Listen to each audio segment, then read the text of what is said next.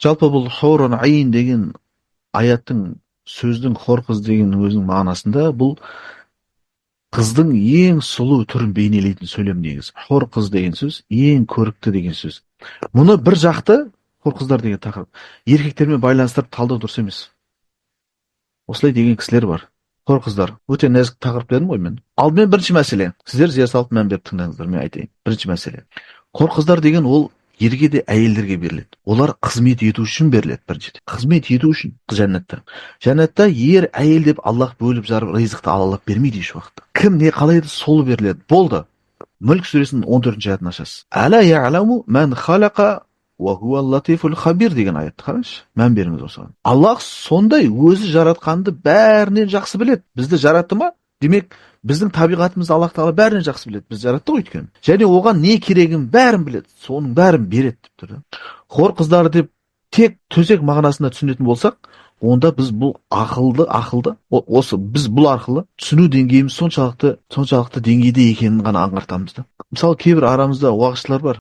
Хор қыздары дейді да, кейбір деректерді алады да, жәннатта ер адамдарға 1000, 2000, 3000 деп осындай хор қыздарын санап жатады да. Жәннатта нығметтер есепсіз беріледі. Не қаласаң соны аласың, болды. Не аласың оны? 100 мың беріле ма, 200 мың беріле ма? Хор қыздар деген ол жәннатта берілетін жемістер, тағамдар, бау-бақшалар, шараптар, шырындар секілді бір нығметтің біреу ғана, болды. Осылай түсінуіміз керек. Алдымен біз сол нығметтерге жетудің жолын іздестіруіміз керек та. Жәннатта ер, әйел деп жынысқа ешкімді бөліп жармайды. Сен не қалайсың, соның бәрі беріледі, болды. Жәннатта сен қап, әттең-ай, менде жоқ болып қалды деп қалатын күйге түсірмейді Аллах Тағала. Олай түсірмейді сені. Қап деген күйге түсірмейді Аллах Тағала. Аллах олай жәннатқа кіргізіп алып, бармаған тістеп қалатын жағдайға ешкімді жеткізбейді. Ешкімді алаламайды. Біз осыны түсінуіміз керек. Қалағанның барлығы болады онда, болды. Енді оны бұл өмірмен салыстырып, өлшеп түсінуге болмайды. Құрметті ағайын. Ниса сүресінің 124-ші аятын ашасыз. Керемет аят айтады. Ва ман я'мал минас салихат дейді, қараңыз. Мин закарин ау унса, кімде-кім мейлі ол әйел болсын, еркек болсын. Ва хуа муъминун фа улайка ядхулуна джаннат ва ла юзламуна нақира дейді. Мейлі ол еркек болсын, әйел болсын, Аллахтың қалаған игі амалдарын жасаса дейді, қараңыз. Еркек болсын, әйел болсын. Сол адамдар жұмаққа кіреді, және онда зәредей кішкентай тіпті шаңның тозаңдай болса да зұлымдыққа ұшырамайды деп тұр да. Болды. Сен зұлымдыққа ұшырамайды, ұшатпайды Аллах Тағала жәннатқа кіргізіп алып. Маған қорғыз бар екен, анаған қорғыз жоқ екен, ондай нәрсе айтылмайды жәннатта. Сен қалаған нәрсең беріледі, болды. Алдымен соған кіріп алшы сен. Бұл бірінші мәселе. Екінші мәселені айтайын сіздерге. Мен айтып жатырмын, сіздер мән беріп тыңдаңыздар, өйткені бұл терең нәрселер. Екінші мәселе ол логика деп айтайықшы, логика. Ақылға салып көрейікші. Жарайды дейік. Мұндай аяттарды еркектерге қаратып айтылды делік. Жарайды. Хор қыздар. Егер бұлай болса да қисынсыз емес та, негізі Аллах Тағала еркектерге қаратып айтса да орынсыз емес. Мен жаңа айтып кеттім. Аллах Тағала өзінің жаратылысын бәрінен жақсы біледі. Мысалы, біз қоғамда ер адамдар 2 әйел алыпты, 4 әйел алыпты деген естіп жүрміз. Бұл бір жаһандық, бір ешкім білмейтін бір жаңалық емес. Қазақ тарихында да көп әйел алған ер азаматтар аз болмаған.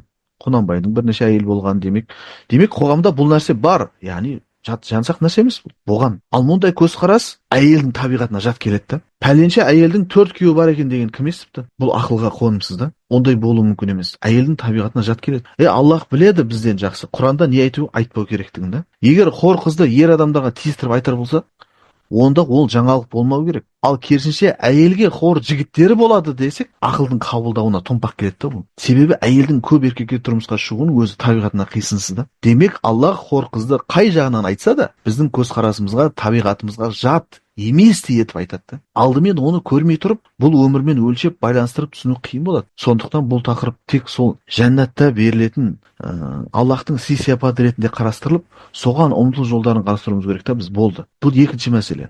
Үшінші мәселе хор қыздарға қатысты. Сөзімді дұрыс түсіну үшін өмірмен мысал ретінде келтіріп кетелік. Мысалдар айтып кетейін. Мен қазір айтам. Сіздер елестетіп отырыңыздар. Мысалы, сен үйленген, отбасын құрған ер азаматсың, сенде бір ұлың және бір қызың бар. Сенің ұлың саған жақсы қызмет жасайды. Өсті, ер жетті ұлың, сені құрметтейді, бар жағдайын жасайды, бар айтқаныңды істейді. Енді сол ұлың ер жетіп үйленетін уақыты келді да. Сен ұлыңды шақырып, балам, сен өте жақсы перзент болып өстің. Енді мен саған қаланың ең көрікті, тақуа, сұлу, сондай бір көрікті қызын алып берейін. Саған жақсы жар болсын. Маған көрсеткен қызметіңді саған да сол көрсетсін деп үйлендірің үйлендіргім келеді деп, сен соған лайықтысың деп балаңа, әке мен бала арасында осындай сұхбат жүрсе, ол дұрыс па, бұрыс па? Дұрыс қой. Әке мен баланың арасында бұндай сұхбат жүре береді. Мұндай сұхбатта қандай да бір әбестік қарамайшылық жоқ. Әке баласына айта береді: пәленшенің қызы бар екен, көрейік, пәленшенің жақсы көршісі бар екен, осы құдамның құдасының бір қызы бар екен, тәрбиелеген, балам соны неге көрмейсің деп, әке мен баланың арасында бұндай сұхбат бола береді. Мұндай сөздер ер балаға айта береді әке, дұрыс па? Ал енді сол сияқты саған жақсы қызмет ететін тақуа бір қызың өсіп келе жатыр дейікші. Ол бой жетті. Әкесі оған келіп: қызым, мен сені мына қалада ең әдемі, ең көрікті сұлу жігітке беріп, соның онымен рахат өмір кешу үшін маған жасаған жақсылығыңды да оған жаса деп айта аласың ба? Ер адам айта ала ма қызына? Мұндайды ешбір әке өзі мәпелеп өсірген қызына айтпайды. Ол қызын қызғанады өзге еркектен. Оны қимайды. Ешкімге бергісі де келмейді қызын. Ондай әке мен қыздың арасында диалог жүруі мүмкін емес. Дұрыс емес ол. Демек, кез келген әке ұл мен қыздың арасында бірдей тақырыпты әңгіме жүрмейтін жақсы біледі. Мен қызымды тұрмысқа беремін, дұрыс. Қыз өседі, бой жетеді, тұрмысқа бересің. Оған жақсы жар табуын қалайсың. Бірақ мен бұны оған тікелей айтпай, білдірмей жасауым керек та. Онымен сұхбат құрып, диалог құрмайсың ғой. Себебі әке мен қыздың арасында бұл тақырып белгілі бір шектеулер болады. Бұл нәзік тақырып. Әке ұлға айтқан нәрсесін бәрін қызына айта бермейді. Енді қараңыз, жаратқан жан бар Аллах тағала сондай етіп жаратқанда біз, ер адам өзіне жарды сырттан іздейді. Ер адам өзіне жарды, әйелді сырттан іздейді. Ал қыз баласы табиғатынан біреу оны іздеп келуін қалайды да. Біреу келіп оның есігін қаққанын қалайды. Себебі әйел адам өзі жар іздеп біреудің есігі барып қағудан арыланады, дұрыс па? Бұл оның жұмсақтығы, адамның табиғаты осылай. Екеуі екі бөлек, еркек пен әйел. Ендеше біз адам баласы болмысымыз осылай екенін жақсы біле тұра, өзіміз әке ретінде қызымызға мұндай тақырыпты ашық айтуды қаламайтын нәрсені Құранда Аллах неге әйелдерге қор жігіттер туралы айтпады деп айта аламыз? Әке қызына ондай нәрсені айтамайды. Неге Аллах тағала әйелдерге қатысты осындай қор жігіттер туралы айту керек? Әла я'ламу ман халақа ва хуа латифул хабир. Мен сіздерге тағы айтамын, Мүлк сүресінде. Аллах өзі жаратқан пенделерінің жаратылысының бәрінен жақсы біледі. Кімді қалай жаратты, оны кім не қалайды. Сен білмейсің, Аллах біледі. Адамды қалай жаратты және оның не қалайды. Аллах біздің жаратылыс табиғатымызды бәрінен жақсы. Бізге аяттарды қалай жеткізу керек жолдарын бәрін біледі Аллах тағала. Сол аяттар біздің табиғатымызға қайшы келіп қалмайтындай етіп жеткізеді Аллах тағала. Сондай жұмсақта. Бірақ сен сонда да пенделікке салып артық сұрақтар қоясың да осындай. Неге анау, неге бұлау? Жарайды. Мысал ретінде дейікші. Хор қыздарға жалпы ол жақта хор жігіттер болады дедік, жарайды. Болады дедік, айттық, мысал ретінде. Ол туралы аяттар бар дедік Құранда, жарайды, мысал ретінде айтып отыр. Оны оқып жатқан қыз балдар мұндай аяттар оның жаратылыс болмысына, табиғатына, түсінігіне қайшы келіп қалуы әбден мүмкін да. Ол мұнда не айтылып кетті деп түсінбей қалуы мүмкін қыз адам оны оқып жатса ондай аяттар. Сол уақытта басқа адамдар шығады. Егер дәл солай аяттар болатын болса, басқа адамдар шығар еді. Неге Аллах тағала әйелдің жұмсақ жаратылысын біле тұра оларға мұндай тақырыптарды қозғап, хор жігіттер туралы айтып жатыр деп басқалар шығатын еді ол кезде. Дәл сондай аяттар болатын болса, бұлай да айтатын адамдар шығады. Қыз баласы әкесінен жігіт туралы сөз естігісі келмейтін, немесе әкесі қызына жігіт туралы тақырыпты қозғауды ерсі санайтын секілді. Қараңызшы, Аллах та бұл тақырыпты жасырып қойғанда өзінің кеңшілік мейірімдігімен. Себебі Аллах тағала бізге не ұнамды, не ұнамсыз екенін біледі. Мұндай қыздарға, әйелдерге қатысты хорлар туралы тікелей айтылған аяттар жоқ деу арқылы қыздардың дәрежесі Аллахтың алдында төмен деген сөз дейміз. Керісінше оларды осылайша ерекше құрметке лайықты етіп қойғанын біз білуіміз керек. Аллах қыздарды мәпелеп қойған, оларға ашық ештеңе айтпаған тікелей. Әке қызын қалай қорғаштайды, әке қызынан қалай ұялады бұл тақырып аясында. Аллах та солай қыздарды қорғаштап қойғанда. Олардың құрметі үшін Аллах мұндай аяттарды тікелей айтпай жасырып қойған. Бұл құрметке лайықты қыздарға. Мұнда үлкен құрмет жатыр түсінген адамға. Әке қызының алдында мұндай тақырыпты қозғаудан қалай ұялып сақтанатын болса, Аллах та мұндай тақырыпты тікелей ашып айтпаған. Бірақ жанама мағыналар айтылған. Тыңдаңыз, жанама мағыналар айтқан аяттар бар. Тікелей емес, жанама. Зухруф сүресінің 71-ші аятын айтар. Айшасы. وَفِيهَا دي جَنَّةَ فِيهَا مَا تَشْتَهِي الْأَنْفُسُ وَتَلَذُّ الْأَعْيُنُ деген аят. Онда дейді, яғни жәннатта адамның көңілі, қараңызшы, көңілі не қалайтын, әрі көздің жауын алатын, көзі қуанышқа бөленетін не нәрселердің барлығы оларға беріледі дейді. Адамның көңілі қалайтын нәрсенің барлығы беріледі, және көздері қуанышқа бөленетін бүкіл жақсылықтар беріледі дейді ол жақта. Осы аят біздің тақырыбымызға нүкте болатын шығар деп ойлаймын. Жанама мағына айтылған. Керемет аят. Аллах тағала білді ғой, біз осылай талқылап, қор қыздар туралы әркім әртүрлі алып қашпай әңгіме айтатын. Соларға да жауап беріп қойғанда Аллах тағала осы аяттармен. Офиха ма таштахил анфус. Жетті, болды. Көңілің қалайтын барлық нәрсе беріледі деп тұрды, болды. Міне Құранда неге жоқ деме. Құранда неге жоқ, неге хор қыздар айтылмаған, хор жігіттер айтылмаған, өйтіп айтпа. Алдымен Құранды ашып оқып көр да, ізденіп көр. Онда бәрі бар да. Онда бәрі бар ізденген адамға. Құранның жеткізу жолы осындай да, өте жұмсақ әрі тиімді жолдар таңдаған Аллах Тағала жеткізу үшін. Нағыз әдептілікті үйретеді Құран бізге. Нағыз әдептілікті үйретеді. Кіммен қалай сөйлесу керектігін үйретеді Құран бізге.